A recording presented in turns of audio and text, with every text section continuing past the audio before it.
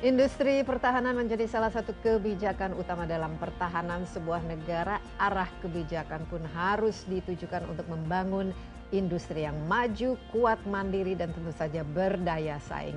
Ini guna mendukung pertahanan negara serta pembangunan pertumbuhan ekonomi nasional. Nah, lalu bagaimana arah pembangunan industri pertahanan Indonesia guna mencapai industri pertahanan yang profesional, yang efektif, efisien, dan terintegrasi. Insight akan membahasnya bersama saya, Desi Anwar.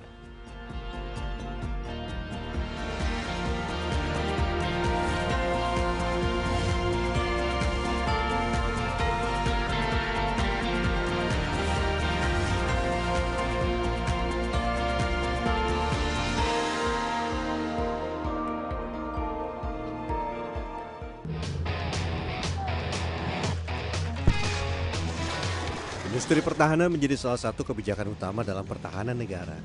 Arah kebijakan ditujukan membangun industri yang maju, kuat, mandiri, dan berdaya saing untuk dapat mendukung pertahanan negara serta pembangunan pertumbuhan ekonomi nasional. Di samping itu, pembangunan industri pertahanan juga diarahkan guna mencapai industri pertahanan yang profesional, efektif, efisien, dan terintegrasi. Dalam upaya membangun kemandirian dan mendorong industri pertahanan agar siap menghadapi persaingan baru, holding BUMN Industri Pertahanan diresmikan. Holding dengan nama Defense ID ini terdiri dari PT Land Industri selaku induk holding, PT Dirgantara Indonesia, PT PAL Indonesia, PT Pindad, dan PT Dahana. Diharapkan dengan adanya holding BUMN Industri Pertahanan Defense ID ini akan meningkatkan tingkat komponen dalam negeri menjadi 50% untuk teknologi-teknologi kunci dan dapat menjadi 50 terbesar dunia dalam bidang industri pertahanan pada tahun 2025.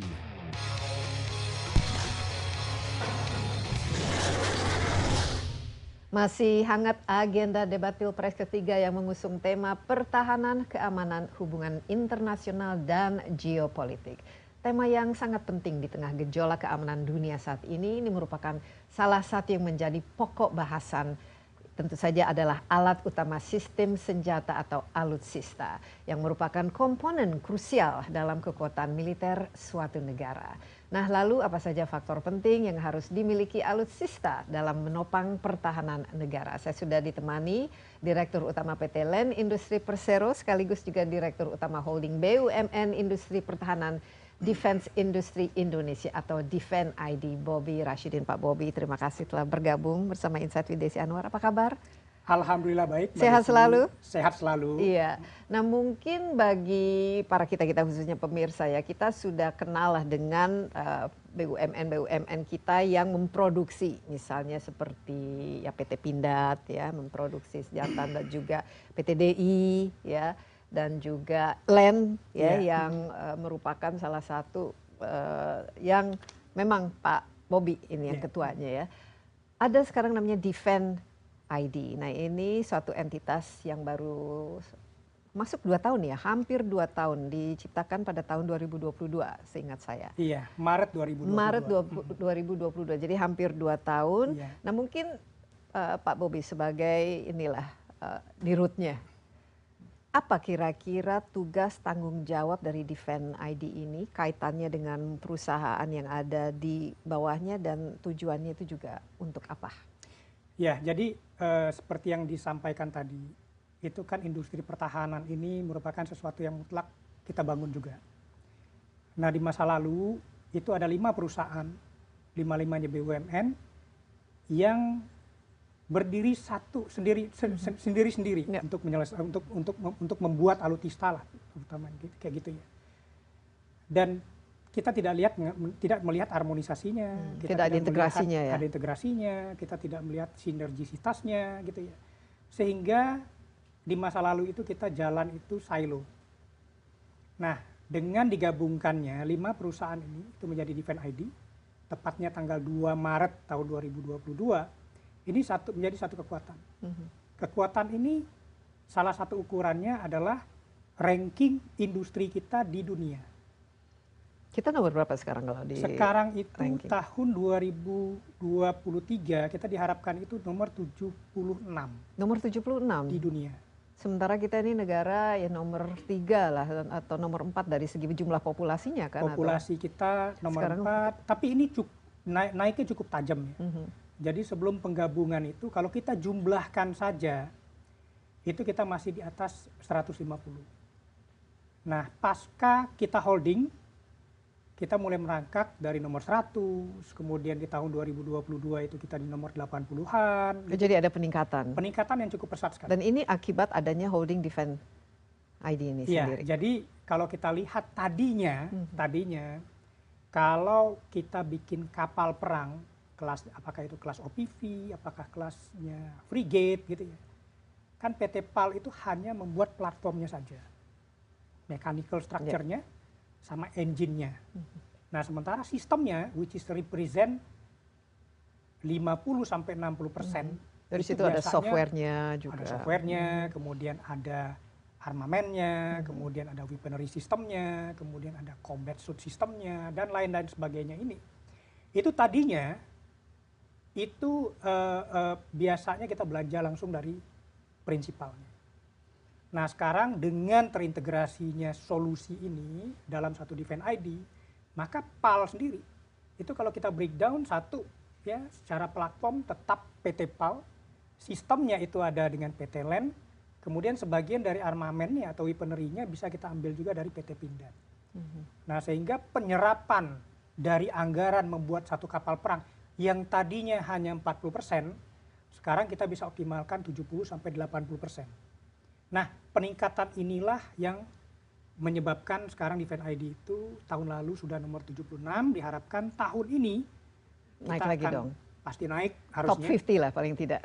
Di tahun 2025 diharapkan kita menjadi top 50 yang memang itu menjadi misinya dari pembentukan Defend ID ini. Baik, tapi kalau dari secara struktur itu seperti apa? Kalau dulu kan silo ya, masing-masing PT PAL belanja untuk dirinya sendiri, Pindad melakukan hal untuk dirinya sendiri. Nah, tapi dari segi ini kan kita ada Menteri Pertahanan misalnya, atau kalau dulu mungkin ada usernya, apakah itu TNI, Angkatan Udara, Angkatan Laut dan lain sebagainya. Ini bagaimana cara yang signifikan dan yang berbeda dari dulu dalam melakukan baik kolaborasi maupun sinergi antara strategi dan kebutuhan peralatan, Pak Prodi? Nah, jadi gini, kalau kita lihat secara garis besarnya, Kementerian Pertahanan itu kan membangun kekuatan. Membangun kekuatan dengan bagaimana mereka punya anggaran, kemudian mereka juga membuat kebijakannya. Ya. Kalau kita lihat TNI sendiri, dia itu adalah pengguna kekuatan tersebut. Nah, kalau kita lihat angkatan, itu adalah pembina kekuatan. Nah, sekarang dengan adanya Defend ID, ini ekosistem ini menjadi komplit, Mbak. Ya. Jadi kami sebagai penyedia infrastruktur kekuatan tersebut. Di bawah Menteri Pertahanan? Technically kami di bawah Kementerian Pertahanan, tapi secara administratifly kan kami ada di Kementerian BUMN. Nah, ketika ekosistem ini komplit, ya, maka apa yang kita lakukan selama ini dalam 2 tahun atau 3 tahun belakangan ini adalah setiap ada pengadaan alutsista, ya, itu 5 komponen ini itu selalu duduk bareng. Ya, misalnya seperti yang saya contohkan tadi adalah pembuatan frigate misalnya. Ya. PT PAL di sini. Ada PT PAL, ada PT LAN-nya, atau di bawah naungan Defend ID tadi ya. Kemudian ada Kementerian Pertahanannya sebagai pembangun kekuatannya, kemudian ada TNI Angkatan Lautnya sebagai usernya. Nah, ini kita desain barengan nih, mulai dari konopsnya, konsep operasinya, kemudian lahir yang namanya spekteknya, spesifikasi teknikalnya, kemudian lahir juga yang namanya ospreknya, operational requirement-nya, sehingga nanti kita detailkan, ya, itu desain detail, ya, dari kapal ini itu seperti apa. Kapal dan tentunya sistem tempurnya itu sendiri. Ya, jadi ini jauh lebih terintegrasi dan nah, kalau kita lihat dari segi anggaran ya, anggaran Defend ID sendiri ini anggaran semua yang pegang Menteri Pertahanan tentu saja kan untuk semua yang berkaitan dengan pertahanan, atau Defend ID dalam hal ini juga bisa mengajukan berdasarkan strategi maupun kebutuhan yang sudah diidentifikasi maupun disetujui. Ya. Jadi waktu holding ini dibentuk, kita itu mempunyai sebenarnya dual function. Itu adalah defense dan kemudian non-defense. Sebenarnya ini lumrah sih di industri pertahanan. Kalau kita lihat Airbus misalnya, Airbus itu juga bahkan komersialnya lebih banyak daripada defense-nya. Boeing misalnya, Boeing itu mungkin 50-50 antara komersial dengan kebutuhan militer. Dengan militernya. Nah, demikian juga Defense ID. Jadi di bawah Defense ID ini itu ada dua kelompok, Mbak. Jadi kelompok yang kita sebut dengan defense-nya, jadi defense segmentnya di situ Itu ada. termasuk strateginya tentu saja. Itu termasuk strateginya. Itu ada PT PAL, kemudian PT PAL itu sekarang itu 80% itu lebih banyak mereka itu spending on defense. Jadi katanya PTDI itu bahkan lebih tinggi lagi 90%. Kemudian ada PT Pindad, kemudian ada PT LAN sendiri. Nah kemudian ada grup juga yang untuk non-defense.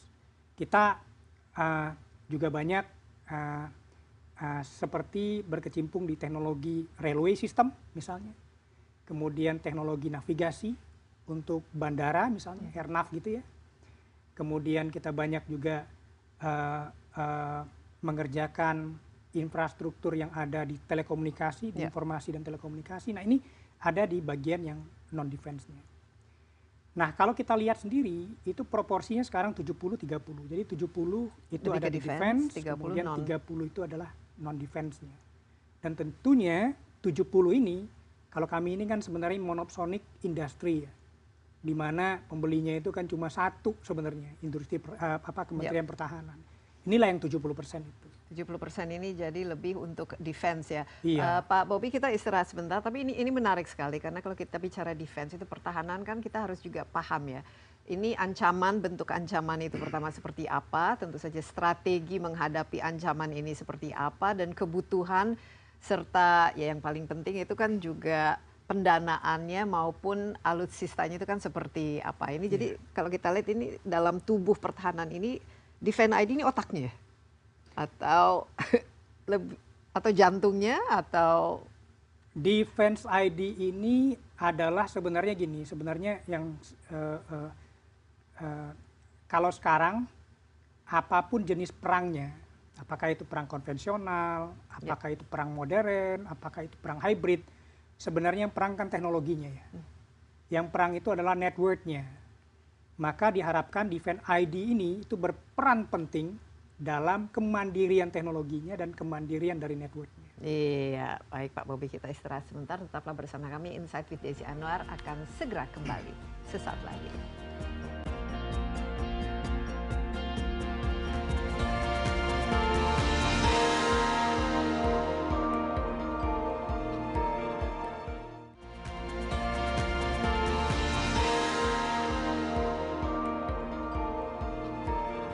Kembali bersama Insight with Desi Anwar, saya ditemani Pak Bobi Rashidin, Direktur Utama PT LAN Industri Persero sekaligus Direktur Utama Holding BUMN Industri Pertahanan Defense ID.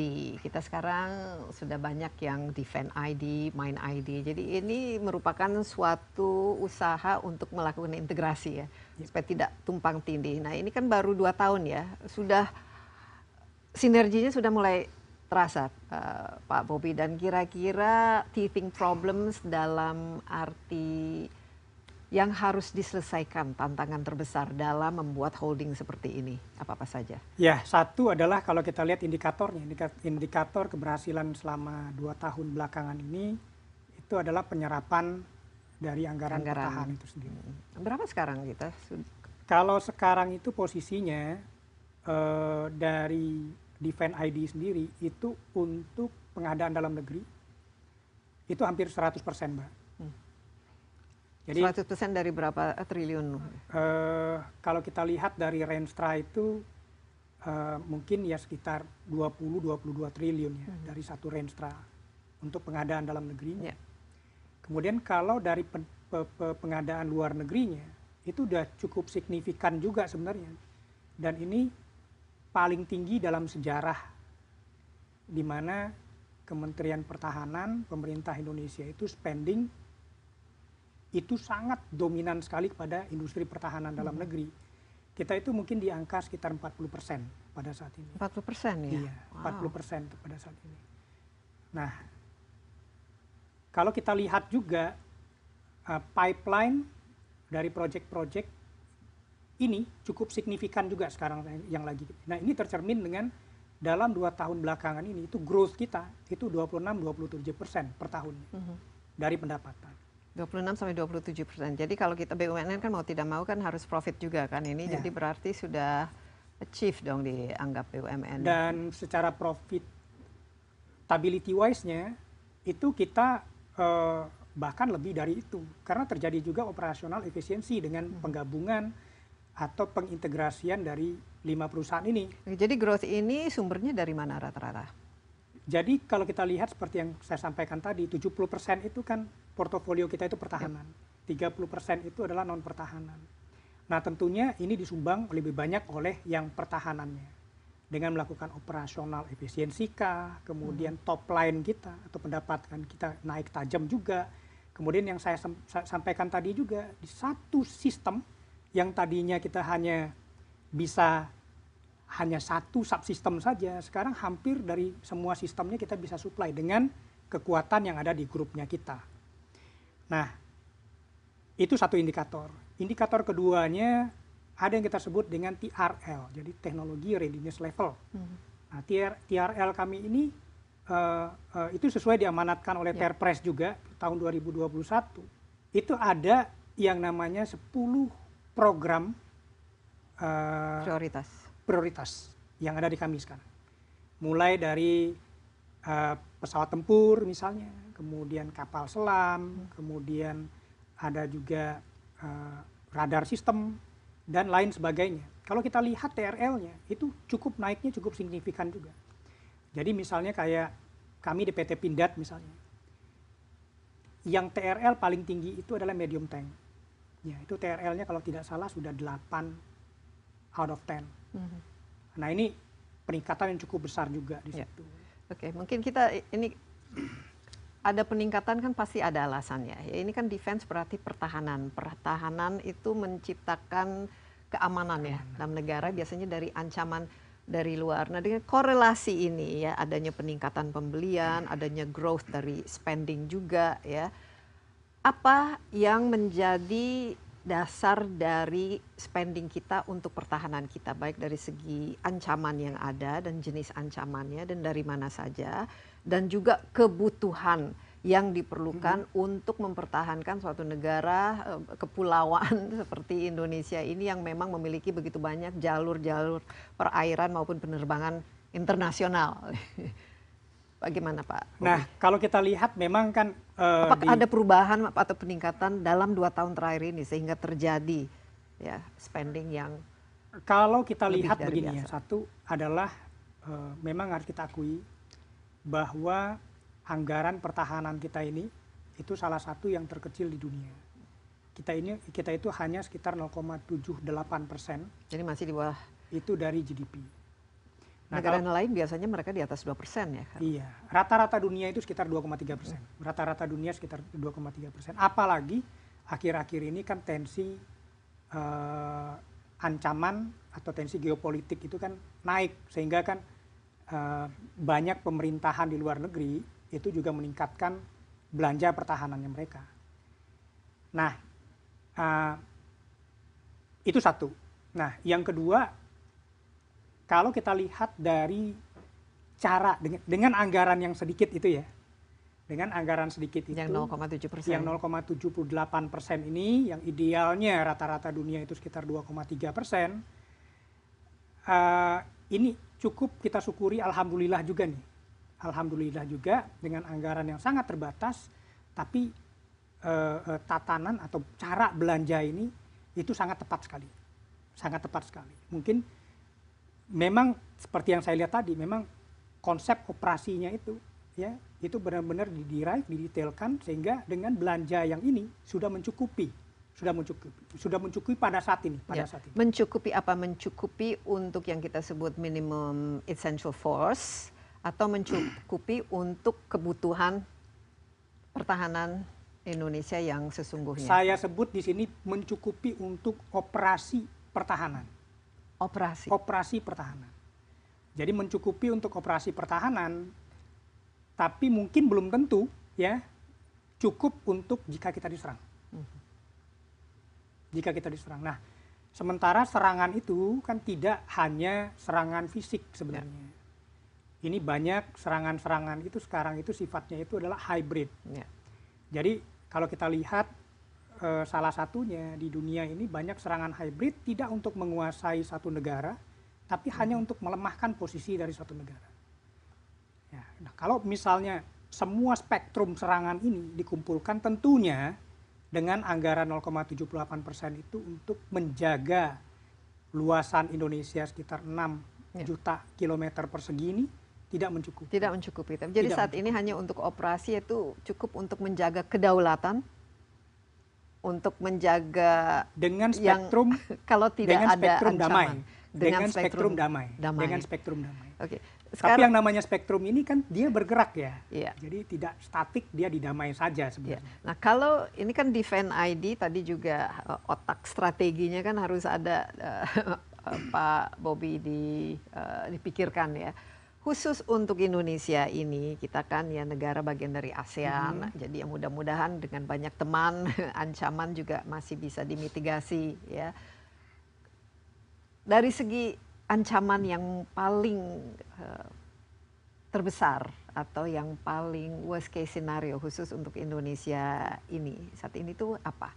Apalagi kita lihat tensi misalnya antara China dan Amerika semakin lama semakin memanas, belum lagi Laut China Selatan, dan juga kita lihat ya ada konflik Rusia, Ukraina dan lain sebagainya. Ini apakah ada perubahan tadi shifting dari ancaman itu sehingga memerlukan strategi baru baik dalam pertahanannya itu sendiri maupun cara mempertahankan? Ya tentunya dengan 2 tahun yang lalu terjadi meletus konflik di Rusia dan Ukraine, kemudian baru-baru ini juga ada beberapa konflik tambahan lagi, misalnya di jalur Gaza, kemudian sekarang juga beberapa hari yang lalu juga situasi Iran dan Pakistan juga memanas, kemudian di Timur Tengah juga sudah mulai ikut-ikutan kan, dan tensi yang ada di backyardnya kita di Laut Cina Selatan atau Natuna Utara juga yang tidak pernah reda tensinya. Nah tentunya ini menggerakkan spektrum tadi. Jadi kalau tadinya spektrumnya itu hijau misalnya ya, nah sekarang itu mungkin sudah bergerak di antara kuning dan orange sebenarnya. Sehingga tentunya kita harus menyiapkan diri. Mau tidak mau kita harus menyiapkan diri. Walaupun one day kita tidak ikutan konflik itu, tapi konflik ada di backyardnya kita, itu pasti akan banyak impact untuk domestic environment-nya kita. Nah, untuk menyiapkan ini tentunya dibutuhkan strategi-strategi yang baru, konsep operasi yang baru, kemudian misi atau visi pertahanan yang cukup adaptif juga. Apalagi dengan teknologi sekarang, cyber war dan penggunaan inilah AI nanti, dan yang cyber, kemudian ada cyber, kemudian ada AI, kemudian ada space juga.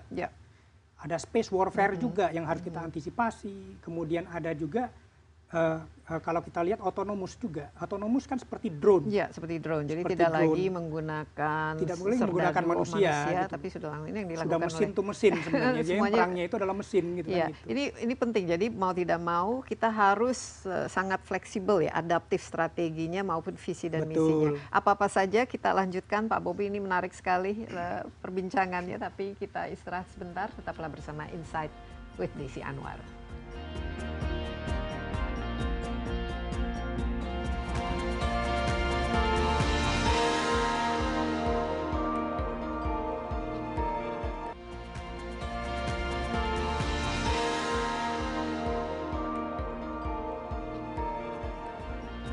Kembali bersama Insight with Desi Anwar, saya ditemani Direktur Utama PT LAN Industri Persero sekaligus Direktur Utama Holding BUMN Industri Pertahanan Defend ID, Bobi Rashidin.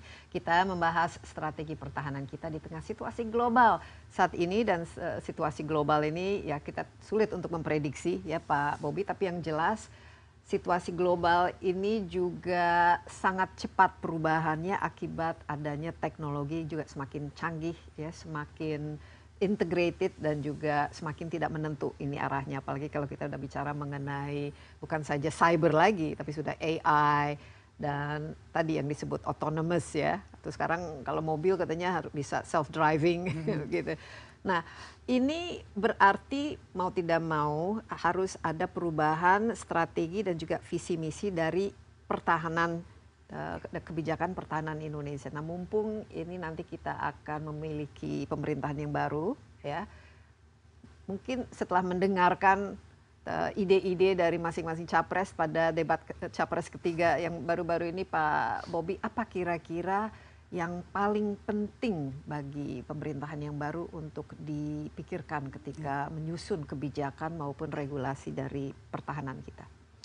Jadi kalau kita melihat, kalau kita mau mengangkat sedikit percakapan kemarin pas debat capres, ada yang cukup yang menarik juga ketika salah satu capres itu mengemukakan indikator-indikator dari indeks kekuatan pertahanannya kita. Jadi ada beberapa indikator, ada yang namanya API gitu ya. Kemudian ada yang namanya GMI, Global Militarization Index, dan sebagainya gitu ya. Nah, kalau kita lihat, kalau saya menariknya itu adalah di API ini. API ini Asia Pacific Index. Asia Pacific Index. Jadi kita dengan misalnya taruhlah Singapura ya, atau ya, negara-negara Asia Pacific Index itu mengadopsi 23 parameter di dalamnya. Salah satu parameter yang cukup dominan itu adalah power of diplomacy. Power of diplomacy. Ya. Di mana kalau kita lihat dalam beberapa tahun belakangan ini, power of diplomacy Indonesia itu naik tajam. Bahkan sekarang itu dari laporan yang terakhir itu power of diplomacy kita itu udah nomor 7. Nomor 7. Nomor 7. Mungkin karena kita juga jadi presidensi G20 baru-baru ini, dan juga aktif ya di forum-forum internasional. Iya. Dan tentunya ini akan menjadi basis ya, jadi kekuatan atau menjadi pondasi ya buat Indonesia ke depannya itu membangun sistem pertahanan yang baru. Sistem yang pertahanan. Jadi power of diplomacy. Jadi kalau kita diplomasi pada spektrum sini, perang itu pada spektrum yang ekstrim kan ya? Iya, jadi boleh dibilangkan begini, perang akan terjadi kalau diplomasinya gagal. Dan ini kekuatan yang dimiliki oleh Indonesia. Dan ini kekuatan yang dimiliki oleh Indonesia. Kalau kita lihat sendiri, diplomasi pertahanan Indonesia dalam 3-4 tahun belakangan ini, itu berubah total. Yang tadinya itu hanya pasif, sekarang itu kita lebih banyak aktifnya. Nah, kalau kita lihat ya bagaimana Indonesia, pemerintah Indonesia menyikapi perang yang ada di Gaza. Kan kita kirimkan bantuan, kemudian kita mempunyai direct involvement di sana, kemudian kita juga menentukan sikap terhadap dan yang penting perang lagi itu. Kita didengarkan juga. Dan kita didengarkan sekali. Dan saya lihat ini suatu keberhasilan dari pemerintah pada saat ini yang sangat luar biasa sekali. Untuk kita lihat tadi memperlambat perjalanan dari spektrum ketidakamanan ini yang ada di backyardnya kita. Indonesia ini berarti apa-apa saja selain diplomasi yang harus dimiliki untuk menjaga baik equilibrium dan juga bukan saja menjaga perdamaian, tapi kalau ada yang terjadi itu memang bisa mempertahankan diri. Jadi jadi negara yang tidak mempunyai aliansi itu dua mata pisau juga sebenarnya. Jadi seperti yang Mbak Desi bilang tadi bahwa baiknya ya kita tidak banyak musuhnya. Tapi jeleknya terutama bagi industrinya kita ya aliansi manapun itu tidak cukup terbuka buat kita.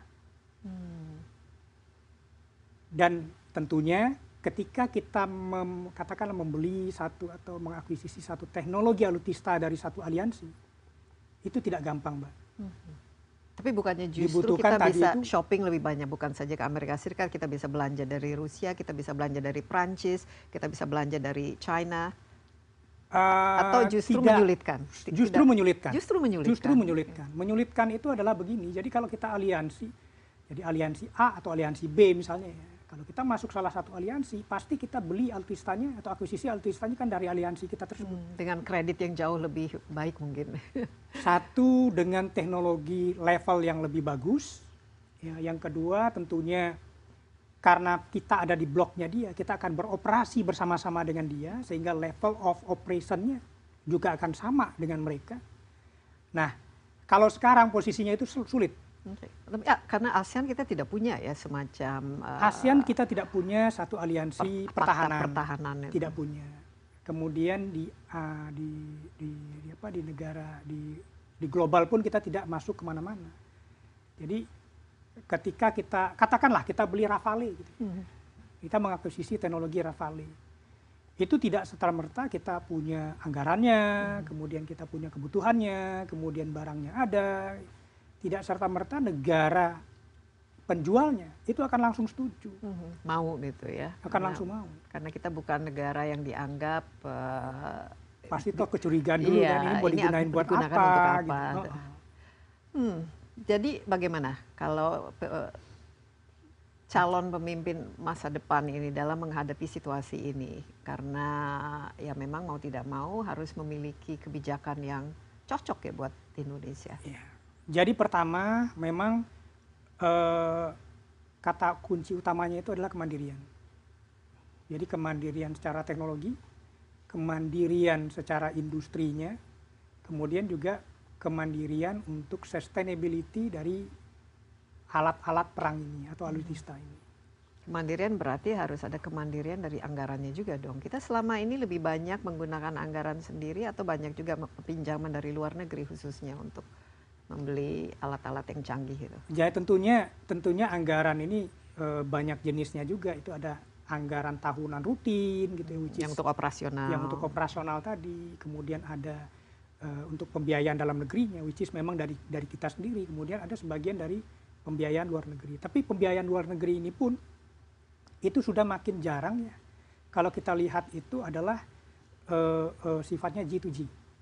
Itu lebih banyak udah komersial biasa saja, atau hutang luar negeri biasa saja, di mana kita yang menentukan bukan seperti zaman dulu lagi, kita ditentukan oleh somebody. Sekarang kita yang menentukan kita itu mau mengakuisisi apa. Kita itu mau membeli apa. Ya, atau kita mau memproduksi apa yang sesuai dengan yang saya bilang tadi adalah doktrin pertahanan dan konsep operasi pertahanan kita itu sendiri. Sejauh mana kita sudah mandiri di masing-masing dari 3 komponen tadi. Kemandirian dari industri kita, kemandirian dari peralatan kita. Nah, kemandirian dari industrinya sendiri, kemandirian dari teknologinya sendiri kan tidak terlepas dari satu pembangunan develop manusianya atau SDM development. Kalau kita lihat memang kita sangat jauh tertinggal di sini. Yang kedua adalah teknologi developmentnya dan risetnya. Ya. Kita boleh dibilang juga sangat jauh tertinggal di sini. Yang bisa kita percepat sekarang adalah seiring dengan kita melakukan pembelian teknologi ini dari asing, itu ada yang namanya komponen TOT dan offset. Jadi transfer of teknologi dan offsetnya. Inilah yang harus kita serap sebanyak mungkin untuk membangun kemandirian dari industri itu. Di lain pihak memang kita harus mempercepat pengembangan SDM-nya kita harus juga mempercepat pengembangan dari risetnya kita. Dua hal ini tentunya itu berkaitan dengan anggaran tersedianya ke depan itu seperti apa. Tapi kalau dari Indonesia itu sendiri Pak Bobi, dengan melihat bahwa pada ujung-ujungnya kemandirian ini kan masih jauh dari yang kita harapkan. Ya, minimal 4-5 tahun ke depan itu idealnya bisa naik berapa persen, dan dari segi kebutuhan dasarnya yang harus mutlak kita penuhi dan harus kita miliki itu apa-apa saja? Ya, jadi sekarang ini situasi belanja pertahanan ini sudah sangat berubah sekali. Kalau dulu mayoritas itu lebih banyak belanja ke luar negeri. Sekarang ini seperti yang saya sampaikan tadi, itu lebih banyak belanja di dalam negeri, belanja ke kami. Ya. Nah ini tentunya Ya, ini salah satu breakthrough buat kami untuk mempercepat yang kita sebut dengan kemandirian tadi. Ya kan, kemandirian secara penguasaan teknologinya, kemandirian memproduksinya, kemudian terutama juga kemandirian untuk mempercepat penyiapan SDM.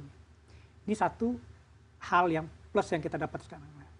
Kebijakan ini kita harapkan ke depannya itu akan berlanjut, terutama dengan pemerintah yang baru nantinya. Ya. Jadi kebijakan yang sudah dilakukan sekarang itu sudah tepat lah. Itu yang pertama. Yang kedua adalah kalau kita lihat sendiri yang namanya industri pertahanan itu kan juga terkait dengan industri-industri hulu yang lainnya.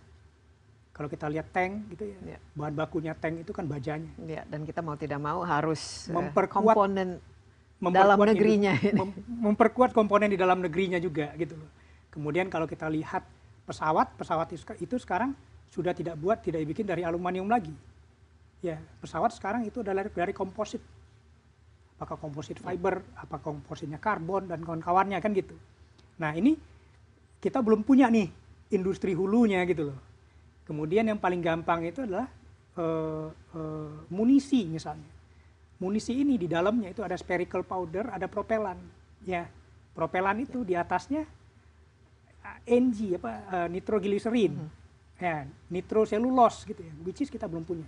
Kita istirahat sebentar, Pak Bobi, tapi ini menurut saya ini penting, nanti kita akan lanjutkan ya setelah yang berikut ini. Tetaplah bersama Insight with Desi Anwar.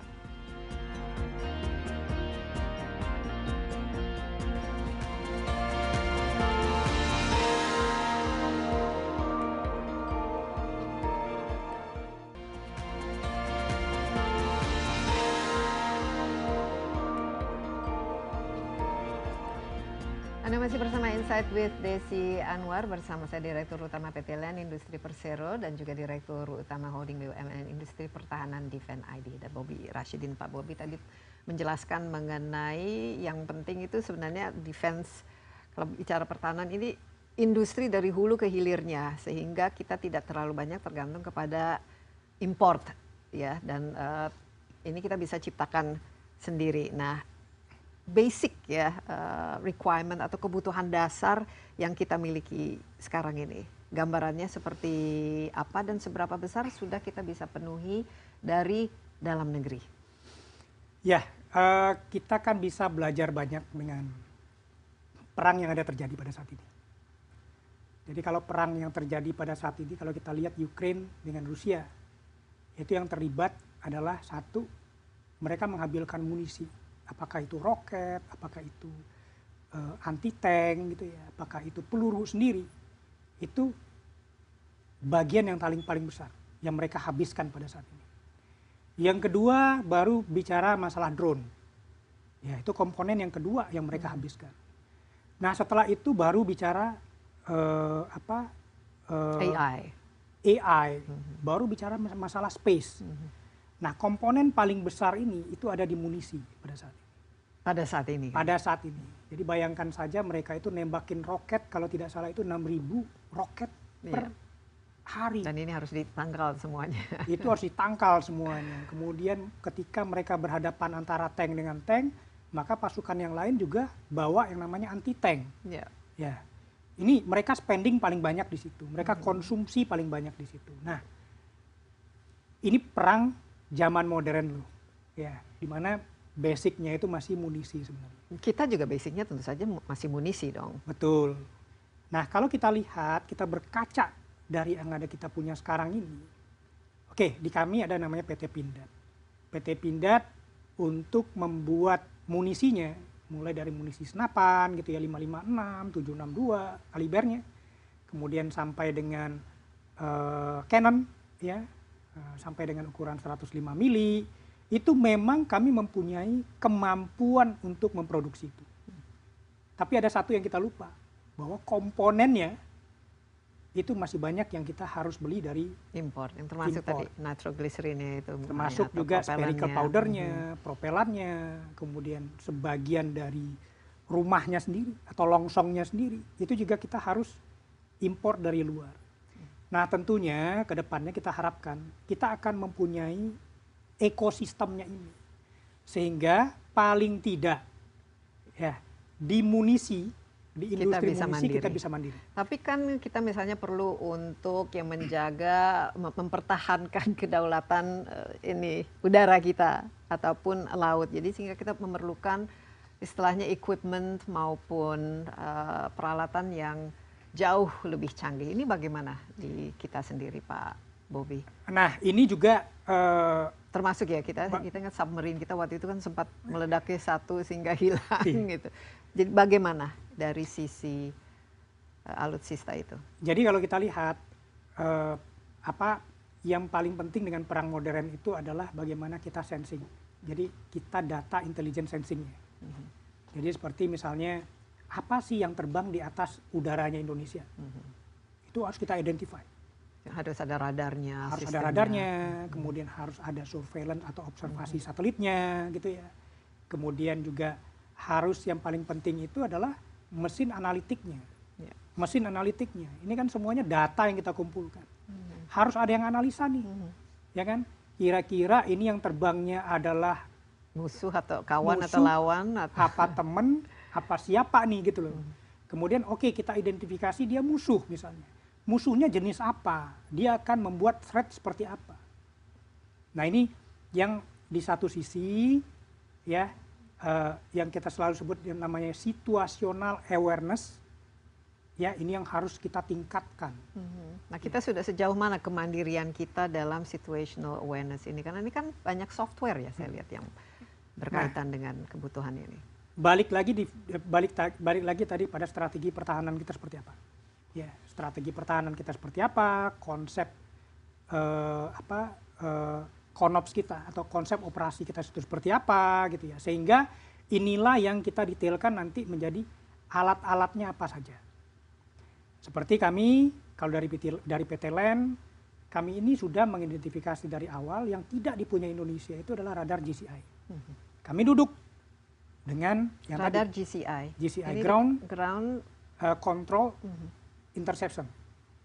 Jadi ini radar canggih ya yang bisa ada satu objek, dia ya, bisa tanggal. dia bisa identify, dia bisa interrogate, dia bisa melakukan interogasi. Ya. Ini objek ini apa? Ya kan? Itu kita bolong. Nah, alhamdulillah ini masuk ke dalam konops tadi, konsep operasi dari TNI tadi, ya. Dan ini kita lagi bangun sekarang throughout Indonesia, ya. Oleh PT LAN yang Oleh PT LAN Ada yang kemampuan untuk membangun itu. yang kita bangun itu. Dan tentunya kita seperti yang saya sampaikan tadi, kita tidak bisa serta-merta bikin satu sistem yang komplit. Maka yang bisa kita TKDN kan, ya kita sesuaikan dengan kemampuan dari SDM-nya kita. Kita sesuaikan dengan ekosistem dari ketersediaan komponen dalam negeri. Ya, maka dalam hal ini kami itu lebih banyak berkecimpung di software development-nya. Dan juga ini mungkin latihan dari profesionalnya kan, Ya, SDM-nya. SDM-nya, kemudian kayak misalnya situnya gitu ya. Command and control, itu kan Jadi software ini semua. lebih banyak research and development, jadi profesional mereka SDM yang memang bisa melakukan penelitian dan pengembangan dan inovasi kan. Sebenarnya modal utamanya adalah SDM-nya. Kenapa kita nggak melakukan alih ini transfer of technology, transfer of knowledge ya, alih Jadi pengetahuan dari vendor-vendor kita ya, yang itu sudah itu yang kami maksimalkan sekarang dengan vendor-vendor ini, dengan prinsipal-prinsipal ini, dengan teknologi owner ini, itu yang kami. Tapi balik lagi, secara keahliannya atau kemampuannya kita sudah kuasai gitu ya. Balik-balik lagi adalah komponennya tadi. ya. Ketika komponen ini tidak tersedia atau kita harus impor, kadang-kadang tidak gampang untuk mengimpor komponen-komponen yang sifatnya sensitif. Seperti pada saat ini ya, kan kita baca juga China misalnya, Iya. Xi Jinping udah nggak mau lagi sekarang ekspor beberapa sensitif komponen ke luar negeri. Iya, dan Amerika juga tidak Amerika mau juga nggak membeli yang juga keluaran gitu. dari China. Karena Keluaran ini dari berkaitan China. dengan intelligence Iya. ya. Nah, Sensitif. inilah yang membuat situasi kita agak sulit. Nah, sehingga kalau di PT LAN sendiri, kami memfokuskan itu lebih banyak kepada software development. Jadi udah radarnya nggak apa-apa deh, tapi otaknya radar kami yang bikin. Kemudian alutistanya masih kami beli dari luar, tapi misalnya fire control sistemnya atau otaknya itu kami bisa bikin sendiri. Jadi kita harus ada prioritas. Harus kan? ada prioritas. Tidak bisa ya, nggak mungkin dong semua harus kita bangun sendiri, itu juga nggak praktikal ya, nggak. Tidak praktikal. Kemudian yang kedua juga seperti yang saya bilang tadi, dapetin komponennya belum tentu bisa juga. Prioritas dalam membangun sistem defense kita, apalagi yang harus menjadi PR atau perhatian dari pemimpin masa depan. Jadi itu yang pertama, itu bagaimana kita bisa menjaga atau bisa mendapatkan semua data intelijen yang ada di Indonesia. Dan kita sudah mampu. Kita dibanding dengan beberapa tahun yang lalu, ini peningkatan yang cukup tajam juga. Kalau kita di ranking dengan negara-negara tetangga, taruhlah misalnya Malaysia, kita nggak usah bicara Singapura, tapi dengan Malaysia Thailand, kita udah di atas lah. Kita di atas. Kita di atas. Thailand mungkin kita comparable dengan Thailand. Filipina. Dengan Filipina kita udah di atas. Jadi kita bisa cukup kompetitif lah. Untuk melakukan identifikasi untuk threat, ya kita mungkin lebih baik daripada negara-negara yang disebutkan tadi. Perang masa depan itu bentuknya seperti apa? Dan apakah kita siap, dan apa yang perlu kita persiapkan untuk paling tidak bisa mempertahankan kedaulatan negara kita. Jangan kemana-mana dulu, Insight with Desi Anwar akan segera kembali.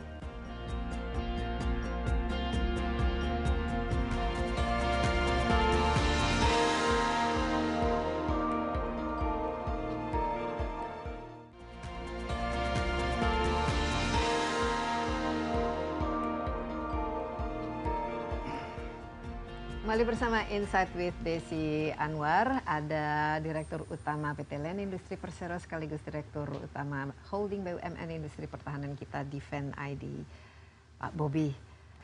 Saya sebenarnya yakin kalau kita perang dari segi manusianya yang turun dengan semangat 45 bambu runcing, ini Indonesia bisa mempertahankan diri. Sisangkam rata. Iya, karena kita sudah ada ya sejarah dan semangatnya untuk membela bangsa, negara, dan keberadaan kita, kedaulatan kita. Tapi perang bukan saja masa depan, tapi sekarang yang nanti menggunakan bukan manusia lagi, tapi robot, AI, drone dan lain sebagainya. Ini mau tidak mau kita harus strateginya justru arah ke sana ya.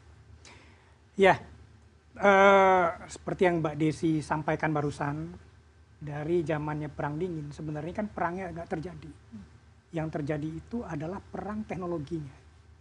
Ya, bagaimana waktu itu Rusia memulai ICBM, kemudian diikuti oleh Amerika, kemudian Amerika mengeluarkan yang namanya stealth, kemudian diikuti oleh Rusia. Jadi terus berlomba-lomba. Teknologi race. Nah, sekarang mereka itu berlomba untuk 3 hal tadi.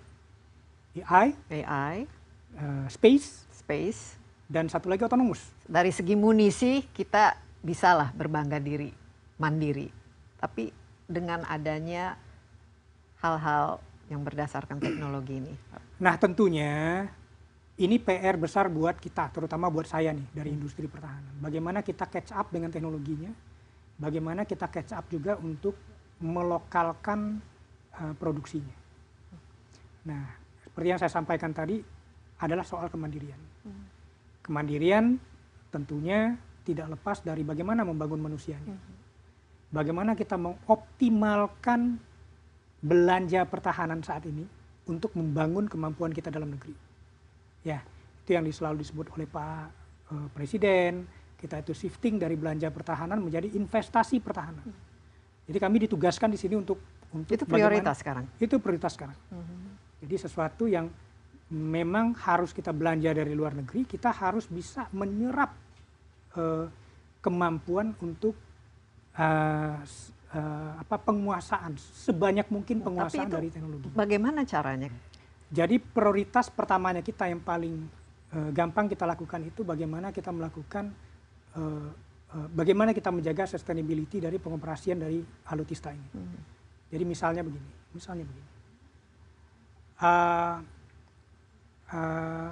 kita pernah dengar beberapa satu dekade yang lalu, Indonesia itu kan diembargo.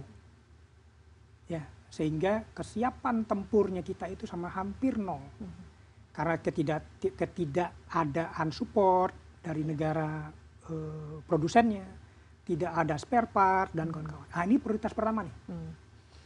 Oke, kita masih beli alutistanya dari luar, tapi at least kita mempunyai kemampuan atau kemandirian untuk menjaga level of operation dari alutista ini. Misalnya kita bisa bikin spare partnya atau komponennya yang sifatnya itu commonality-nya tinggi. Jadi commonality tinggi. Misalnya kalau di radar sistem itu ada yang namanya transmitter receiver-nya, itu sering failure atau sering rusak. Itu kita harus punya kemampuan itu. Itu yang pertama. Yang kedua adalah kita harus paham juga falsafah atau filosofi dari teknologinya. Nah, kenapa kita harus paham ini? Karena dengan demikian kita bisa mengidentifikasi mana-mana yang nanti kita bisa lokalkan. Jadi tentunya yang filosofi berpikirnya itu, pertama adalah kalau ada attack, ya, maka yang perlu kita analisa itu attack-nya dari mana, siapa yang melakukan attack-nya, analisa attack-nya seperti apa, kemudian potensial damage yang akan ditimbulkan oleh attack ini seperti apa, sehingga kita tahu persis recovery-nya dulu. Berarti kan harus ada SDM-nya yang mampu. Betul. Nah, inilah yang sekarang kita bangun dengan Kementerian Pertahanan. Jadi kita tidak hanya bicara alatnya saja, tapi juga menyiapkan manusia yang bisa melakukan analisa tadi. Ya. Ini prioritas juga? Sangat prioritas. Mungkin lebih prioritas daripada jenis alatnya juga ya, karena sering kita membeli sesuatu, alat yang dibeli kita tidak memahami cara menggunakannya, cara merawatnya, dan juga cara untuk memaksimasinya kan. Itu penting juga kan? Itu bukan penting lagi, itu mandatori. Jadi ketika kita melakukan akuisisi dari satu alat, kita harus paham. Seperti yang saya sampaikan tadi, kita harus mengerti filsafahnya, filosofi dari alat itu. Sehingga kita harus paham alat ini pengoperasiannya bagaimana, dan ketika dia nanti di-maintain, itu bagaimana kita memaintainnya. Sejauh mana kita bagus dalam hal itu? Jadi perawatan, pemahaman, ya, penggunaan alat, perawatan ya, supaya long lasting juga, dan apakah memang alat-alat itu sesuai dengan kebutuhan kita itu? Jadi alat-alat ini tentunya balik lagi, apakah ini fit atau sesuai dengan konsep operasinya kita? Apakah ini sesuai dengan spek yang kita kita inginkan, benar sesuai dengan operational requirement yang kita butuhkan tentunya. Nah, dengan demikian kita kan sudah punya konsep berpikirnya. Kita membeli alat atau mengakuisisi alat yang cocok juga, ya, sehingga tentunya level of kemampuan kita itu sangat harus kita tingkatkan. Pada saat ini kalau itu untuk angkatan darat, ya level of kita itu udah 70-80 lah. Kita udah cukup menguasai di situ. Kalau untuk di angkatan udara, untuk kita punya produk sendiri 235, 212, 219, kemudian ada beberapa produk helikopter yang under license-nya PTDI juga, itu juga kita sudah mampu melakukan manufakturing. Berapa persen kita sudah? Itu 70-80 juga di sana. Ya, Angkatan Laut kita juga sudah bikin kapal, ya, sudah bikin sistem kapal yang cukup baik juga. Mungkin ada pesan untuk pemimpin masa depan kita, bagaimana yang seharusnya menjadi prioritas dalam membangun strategi pertahanan Indonesia. Ya, seperti yang saya sampaikan tadi Mbak Desi, apa yang kita lakukan selama 4-5 tahun belakangan ini sudah cukup baik dengan anggaran yang cukup terbatas. Jadi kalau kita lihat kemampuan militernya kita, kalau kita lihat GFP, Global Firepower, kita itu sudah di nomor 13. Nomor 13. Seluruh dunia ini? Seluruh dunia. Oke. Kemudian dari industri pertahanan sendiri, lompatan yang paling besar juga. Dari nomor 150-an sekarang kita udah standing nomor 76. 76. Nomor Dengan 76. target akhir tahun 2025? Kita nomor 50. Paling enggak kita di atas Singapura lah, kan gitu. Kemudian dari sisi penyediaan dari teknologi pertahanan, kita memang sekarang orang bicara generasi kelima, generasi keenam. Tapi kita sudah di generasi keempat setengah, jadi nggak tertinggal juga sebenarnya. Kemudian kepercayaan prinsipal atau teknologi owner kepada Indonesia itu terus menguat. Ya. Nah, ini tentunya harus dipertahankan. Untuk kedepannya harus pertahankan. Memang kita mengakuisisi sesuatu, apakah itu alutsista, apakah itu teknologi, itu memang harus disesuaikan dengan doktrin pertahanan kita, threat yang akan muncul, kemudian konsep operasinya kita. Oke, kita diingatkan kembali doktrin pertahanan kita dalam satu kalimat itu apa? Doktrin pertahanan kita ini kan sebenarnya dari Undang-Undang Dasar dulu kan Sisam Kamrata, di mana itu kan sebenarnya partisipasi dari seluruh komponen yang ada di Indonesia. Ya.